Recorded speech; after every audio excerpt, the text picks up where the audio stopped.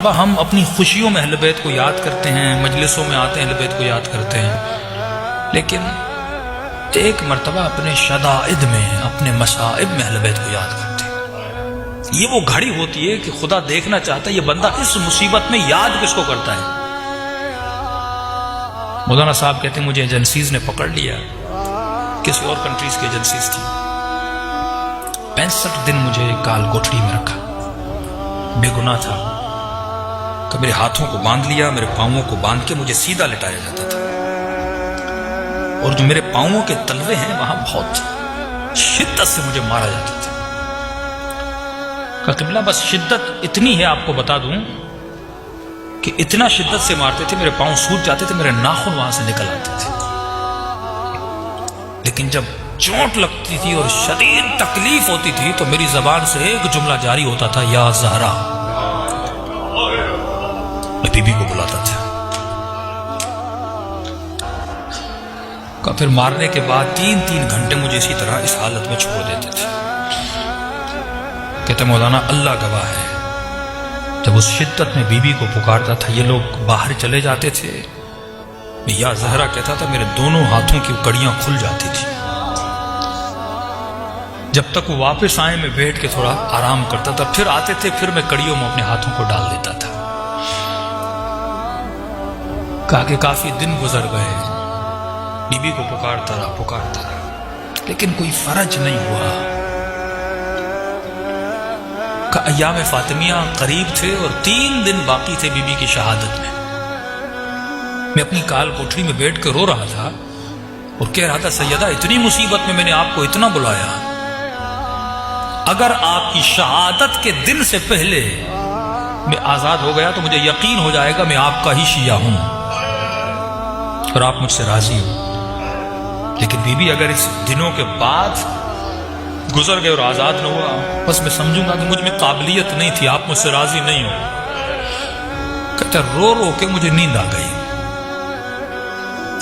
ایک عجیب خواب دیکھتا ہوں کہ میں ایک جہاز میں ہوں اور ایئرپورٹ پہ اترتا ہوں، ایک بندہ مجھے ریسیو کرنے آتا ہے، اپنے گھر لے جاتا ہے، بستر پہ سلاتا ہے، AC آن کرتا ہے۔ ایک سفر کا منظر دیکھتا ہوں خواب کے عالم میں، نیند سے اٹھتا ہوں، سوچ ہی رہا تھا کہ یہ میں نے کیا دیکھا ہے، کہاں جا رہا تھا، کس جہاز سے اتر رہا تھا۔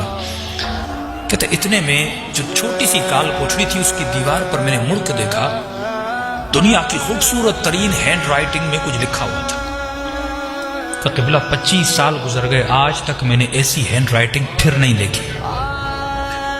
لکھا ہوا تھا، بسم اللہ الرحمن الرحیم، جو بھی اس کال کوٹڑی سے نکلنا چاہتا ہے، بچنا چاہتا ہے، وہ 540 یا 35 مرتبہ یہ دعا پڑھے، شفا مل جائے گی۔ میں نے کہا دعا کیا تھی؟ قبلہ لکھا ہوا تھا، اللہم انی اسألک بحق فاطمہ وابوها وبعلها وبنوها وسر المستودع فيها بعدد محاتبه۔ کبھی نے تسبیح اٹھائی اور میں نے 540 سے 35 مرتبہ پڑھا، بس پڑھنا تھا۔ 1 گھنٹے کے بعد دروازے پہ دستک ہوئی، میرا نام لیا اور کہا کہ آپ کو آزاد کر دیا گیا ہے، اور مجھے لیٹر دیا، معذرت خواہی کی، ہم نے بے جرم آپ کو پکڑا تھا، آپ آزاد ہو۔ کہ جیسے آزاد ہوا فوراً گھر گیا، شہر میں اعلان کیا کہ 3 دن میں سیدہ کی مجلس کرواؤں گا۔ میں نے گھر کے دروازے کے اوپر بینر لگایا، یہ مجلس وہ کروا رہا ہے جسے سیدہ نے آزاد کروایا ہے۔ کہ یہ تعبیر تو ہو گئی۔ کہ مولانا میں کراچی آیا،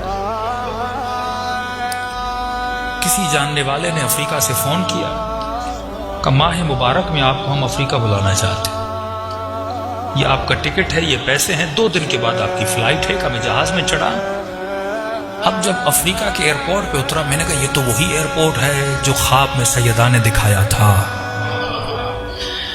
یہ تو وہی شخص ہے جس کو میں نے خواب میں دیکھا تھا۔ کہ گھر اس کا تھا پر اس کو بتا میں رہا تھا کہ تیرے کمرے میں یہ چیزیں ہیں۔ کہ آج 25 سال ہو گئے، سیدہ نے وہاں سے اٹھا کر مجھے یہاں بھیجا تھا۔ ایسے ایسے چھوٹے چھوٹے گاؤں جہاں پہ تصور بھی نہیں تھا کوئی اہل بیت کا نام لے گا، لیکن آج افریقہ میں آپ جاؤ گے، چھوٹے چھوٹے گاؤں جہاں پہ ہیلی کاپٹر سے لوگ وہاں جاتے ہیں، 25 لوگ ہیں، امام بارگاہ بنا ہوا ہے، اور وہ افریقہ کے لوگ جناب سیدہ کا ماتم کر رہے ہیں.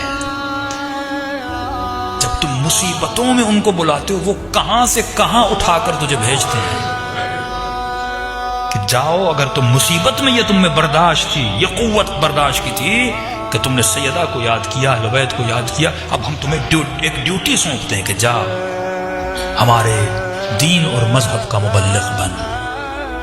تو میرے عزیز، صرف خوشیوں میں نہیں، فرمایا شیعتنا خلقو، ہمارے